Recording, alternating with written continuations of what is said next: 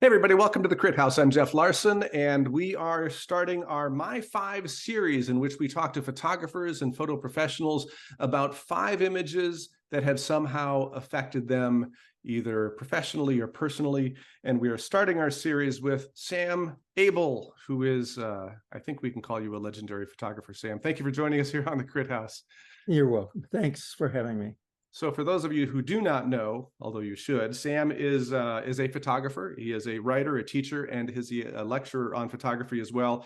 He worked for National Geographic as a contract and a staff photographer for 33 years. He has, I hope I have this right, 5 monographs published, and 1 is coming out in the not too distant future. Is that right, Sam? That's right. It'll be out 1 year from now in the fall of 24. So what is, tell us about that book. Well, it's been a long time coming, is the first thing I'll say to you, and it's been through a lot of iterations, but it's a traditional retrospective of my work. It starts in 1970 and includes work right up till today.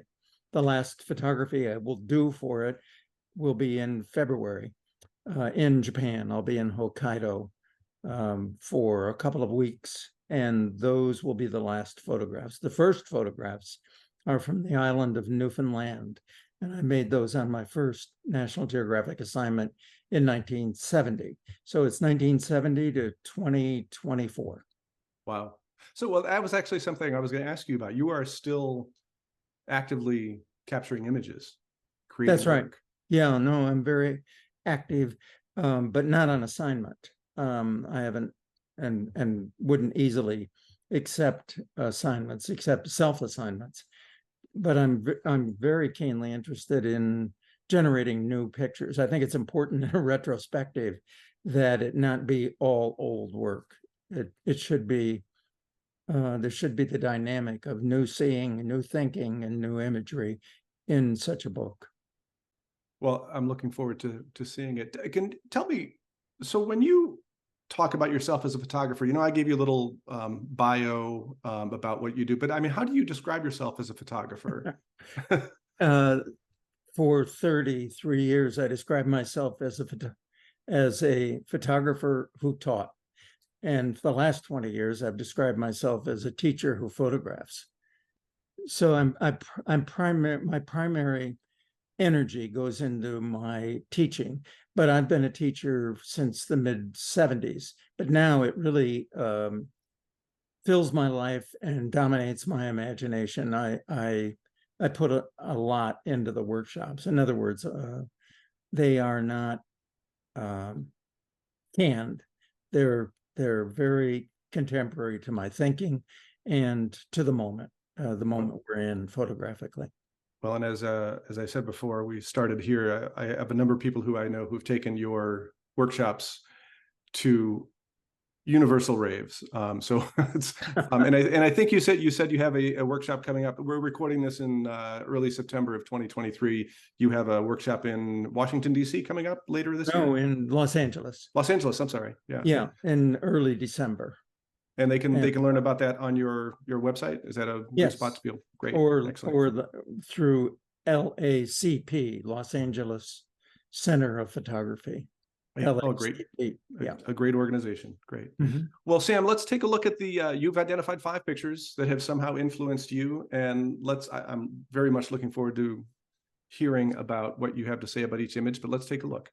So Sam, you have chosen 5 images, and as is the case with everybody, I don't require that people just look at photographs, and you have gone beyond photography for the 5 images that you wish to discuss. So, and this is your number 1.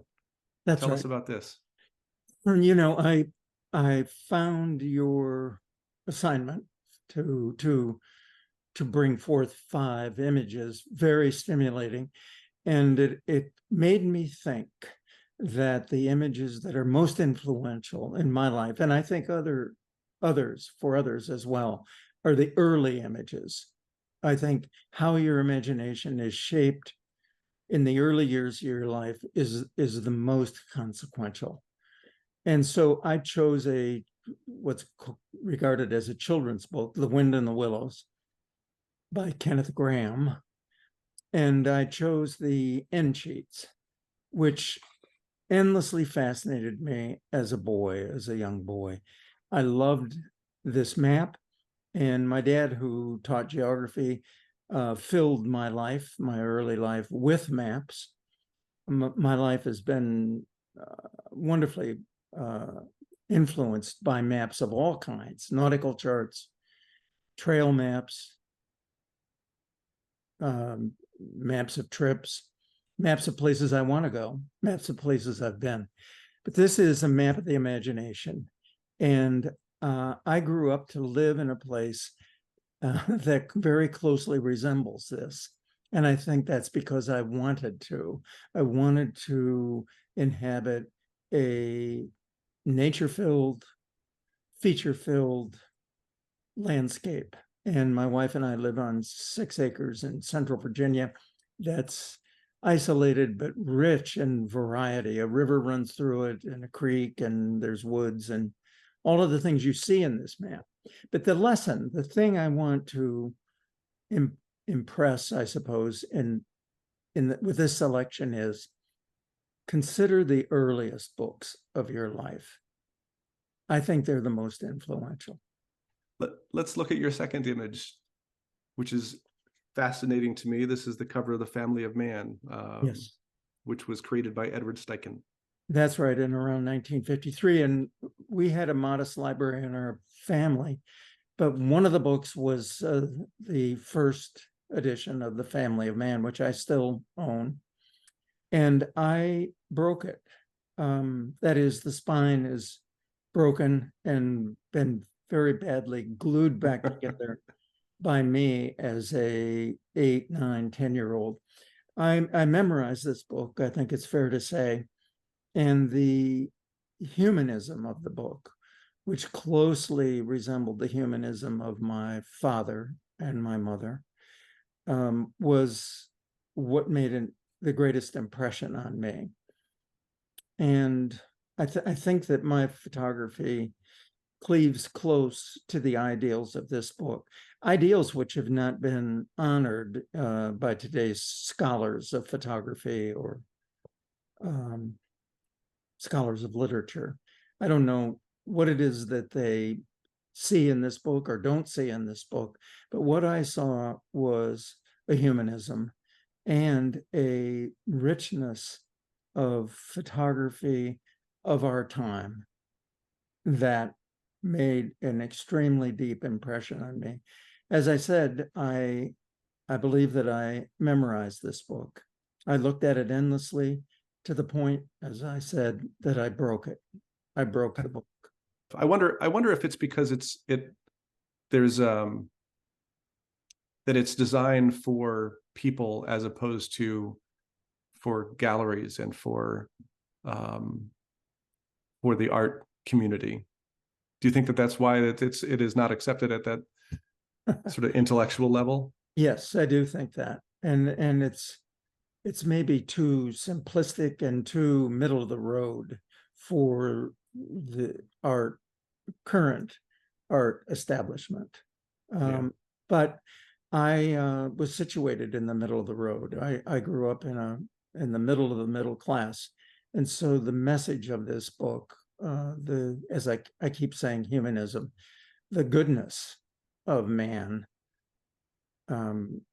was something that my parents, and I believe that my town and school and church and all of that, we held the values of this book high. It was consonant with the rest of my life, but it was photography, and there were extremely compelling photographs in the book. I still believe that.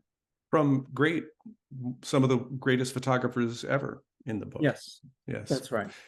Well, speaking of images that were not created necessarily for galleries and for art, Dorothea Lange, here, your third image. So this is a book. This is from a book with a simple title, Dorothea Lange. I picked up the book in 1966 at the University of Kentucky College bookstore as a remaindered book. And if I had to get my library today down to one book, it would be this book. I was at a crossroads in my life in college, like almost everyone is, and like maybe you should be. Well, That's what college is very much about that. Yes. yes, and I wanted to be a photographer, but what did that mean? And what did it mean? What direction would I go? What would I care about? What would I aspire to? And I picked up this book and walked across the campus. And because it was small, hand-sized, I could look at it as I crossed the campus. And by the time I got to the other side of the campus, I felt like my life had received the direction that I didn't have when I stood in the bookstore. So in a matter of 15 or 20 minutes, this book gave me the blueprint for my life. And so, as I say, this is the book of my life. And one of the pictures that struck me in this book, that was new and very impactful, was the image here of a cotton picker made by Dorothea Lange on a plantation in the South. And I had never seen a portrait where most of the face was concealed. Despite the concealment, I thought that I was meeting this man. Yes. I thought that his hand was eloquent. The lighting, which was dramatic and maybe not ideal, but forceful. Mm-hmm. The combination of his gaze, the deep shadows, concealing his eyes, and that one single hand covering most of his face was to me a breakthrough in thinking. So years and years later, decades later, I did a book called The Life of a Photograph. And in that book, I felt that I should answer the question, what gives life to a photograph? And the answer in one word is suggestiveness. And I think this was my first encounter with suggestiveness in a photograph. His face is suggested. You don't need to see it. His life is suggested because of how worn his hands are. You don't see the cotton, you don't see the plantation, you don't see his face, but it says hardworking man who works outdoors. Both of those pieces that you just talked about here, including the story you talked about walking out of the bookstore at the University of Kentucky. That's you gave me chills when you said that, because I was just thinking. So I mean, you're at a point, you don't know what kind of photographer you're going to be. You might be a portrait photographer, you might be a commercial photographer, and then your career path is set while you're walking and looking at a book. Yes, on campus. Yeah, Brilliant. I think I knew two things when I got to the other side of the campus. I want to make photographs like this, and I want to live her life. Her work radiated her life, and her life radiated her work. There was a totality or a unity to her work and her life that I desired. Well, let me just very quickly to say, so I've been talking to a lot of photographers over the last several weeks in preparing and producing these My Five series.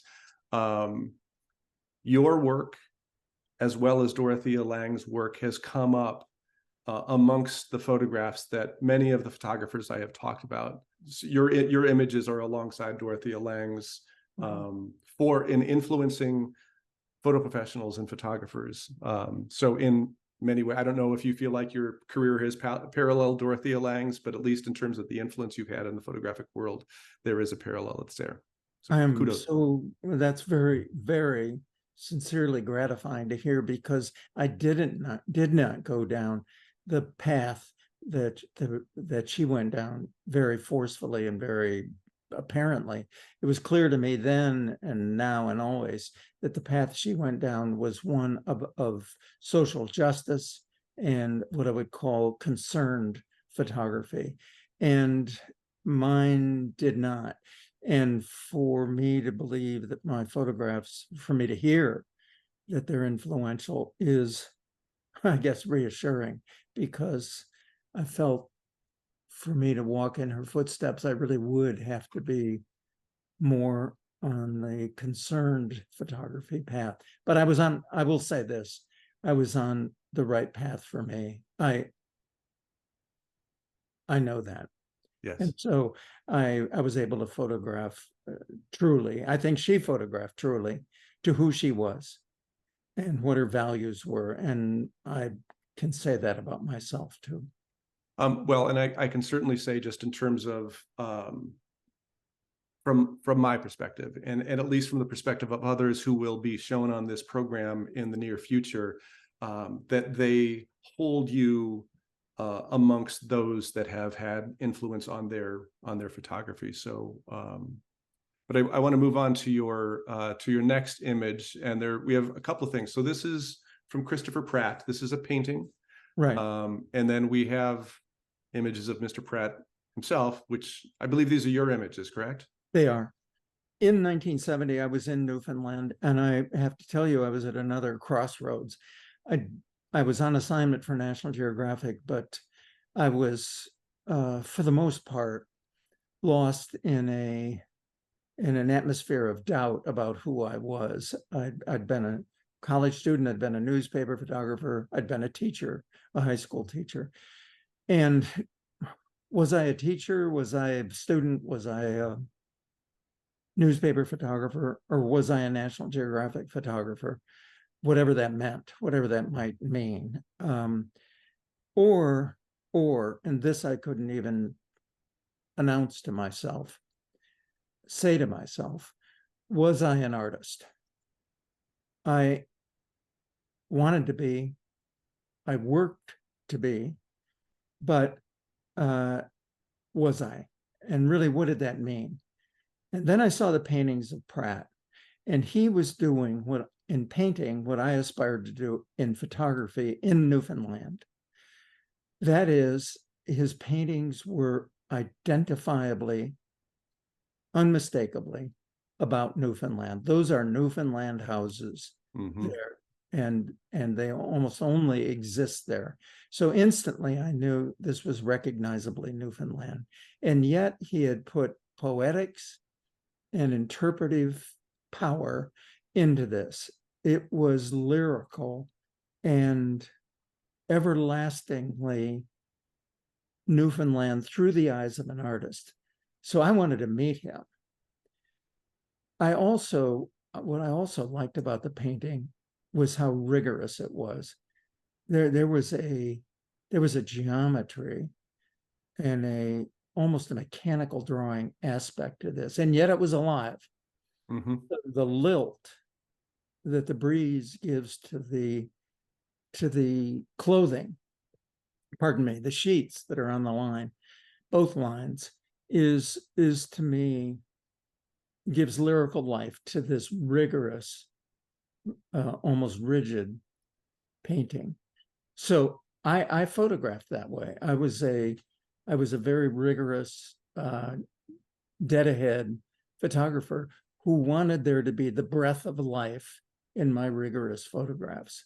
But was I doing it? And what did it mean? And how could I build it up into a body of work? So I went to see him. And that takes us to the next picture, which is on the left, Christopher Pratt in his studio in 1970. And there were the drafting tools, the mechanical drawing, rulers, slide rule practically, T-squares, whatever, are all there on his right. And his studio was like his paintings, and his attitude was like his paintings. And mainly, I have to say, his bearing. He was rigorous. The art was like the man. And he talked and radiated the life of an artist. There was not a molecule of doubt about him that he was an artist. And about that, there was no doubt. And I left his studio that day a changed person. And I never afterward doubted that I was an artist. Did I announce it to people? No, I announced it to myself. And he gave me that backbone, that resolution. And 47 years later, I went back to thank him in 2017. And he was exactly the same, rigorous in art and in manner. He said to me about his age, "We are who we are till we're not." And that lasted until last summer. He died last summer, but he was strong of heart and strong of will and strong of art, all the way to the end. And that strength, that resolution, that assertion about who you are never left me. As I said, I didn't broadcast it. I wasn't like him. Your fifth image, and I was excited when you sent this to me, because when I was funneling through how I would look at my own if I were ever to show my 5 images, this is amongst those that I am choosing from. This is Edward Hopper, Nighthawks. This is a long-standing influence on me, and his other work is as well. I found in him a sensibility that I share. I like his stepped back point of view. I like that he looks in on scenes. I identify with how structured his scenes are. This is a very strictly structured painting. For the retrospective book that I'm working on, I wrote about a 100-page essay, and it's the only essay that appears in the book by me. So it's extremely concise, and in it I have to sum up my life and my work. And at the end of that essay, I say, I look into my work, and what do I see? And the answer is 3 things: constancy, stillness, and structure. Structure, and within it, life. So life is life, the life of the family of man, the life that Dorothea Lange put into her work, the life that Christopher Pratt put into his paintings. Life is the great subject matter of my work, but to deliver it in a photograph, I structure the scene. Hopper structures his scenes. So my identification with him as a structuralist who's seeking life, housing life, presenting life, composing life, he establishes a structure. His sense of lighting is admirable and influential. But there's one other thing, and that is he, like me in my current work, my most recent work, the work of my last 20 years, has been about a certain kind of aloneness. I find that aloneness, especially in America, modern American life. And so one of the chapters of my book, the most current work in this retrospective, is titled Alone in America. And all of the characters in this Nighthawks are alone. And most of the characters, or the figures in Hopper's work, are in one way or another alone within themselves, even when they're with other people. Yep. And I find that to be a characteristic of modern life. I often think of Hopper and what he would photograph today if he were a photographer. We have a shared sensibility. I see that. Sam, what a pleasure talking to you, and what a pleasure having you go through these 5 images that have had influence and hearing the stories about why that is. It's an honor to have you on the Crit House. I thank you so much. What do you have a title for the book? Constancy. Constancy, Yeah. which is what you just talked about as the last 3 elements of the Hopper piece, right? The photographs I made in Newfoundland are like the photographs I'm making today. I have never deviated from camera choice, a medium. I'm a 35 millimeter color photographer for going on 60 years.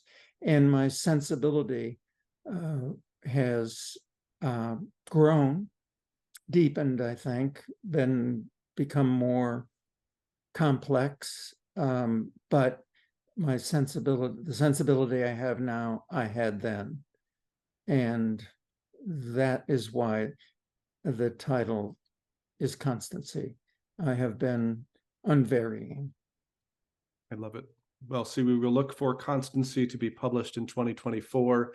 And you have a workshop that it's at the LACP at the end of this year. We'll link out to that on the show notes. Sam Abell, thank you so much for joining us here on the Crit House. And thank you all for watching the My 5 series on the Crit House.